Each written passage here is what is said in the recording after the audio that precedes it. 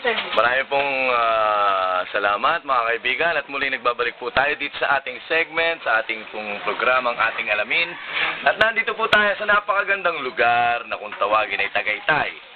Nandito po tayo ngayon at kakapanayamin po natin ang ating bisita po na galing pa mula sa baybayin ng Cavite. Sa Carmona po, ito po ang may-ari ng napakagandang lugar na ito. Ito po ay si Miss Lisa Lontok. Bumati po tayo sa ating mga televiewers. Magandang hapon po sa inyong lahat. At okay, tama na po. Marami po salamat. Kung tatanungin po ay sa estimate nyo po, ilang pong tansya nyo po, ilang pong square meter itong lugar nyo pong itong napakaganda? Ipapakilala ko sa iyo yung aking caretaker dito na talagang siya ang nag-aasikaso dito. Gusto ko ipakilala sa inyo si Fran Lontok. Magandang hapon po. Salamat. Tungkol po sa inyong mga katanungan, ito po ay sumusukat mahigit kumulang 10 hektarya. At ang isang hektarya po ay nakalaan para sa mga puno ng alatires. Meron po dito Napaka-interesante, ano po? Opo, meron po ditong saging-sagingan. Okay. Yung po talagang, yung pong ating pong matatawag na herbal na gamot, yung pong puki-pukihan, nandito po ba?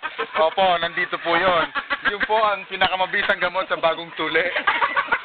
At narinig ko rin po sa ating mga kalapit-bahay dito na talaga pong kayo ay talaga pong ibinuhos nyo ang inyong panahon dito po sa naturang lugar na ito upang kayo po ay ibinuhos nyo na po ang halos kalahati ng inyong buhay sa pagbabakal. Hindi nyo po na itatanong, ang isang hektarya po ay napapalibutan po ng halamang pandakake. Ito po ay malaking tulong sa mga hindi patagpos. Ang pagpuproseso nito,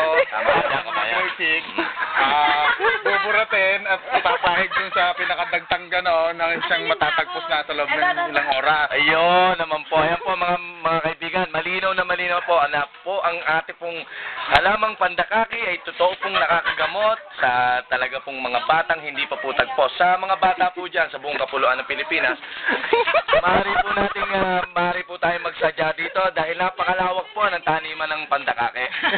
Ngayon po ay mabalik tayo dun sa ating gabay sa kabuhayan. Ano po bang may advice nyo at may papayo sa ating mga manonood kung talaga pong napaka-epektibo ng maglaga ng dahon ng bayabas upang maglanggas? Opo, totoo yun.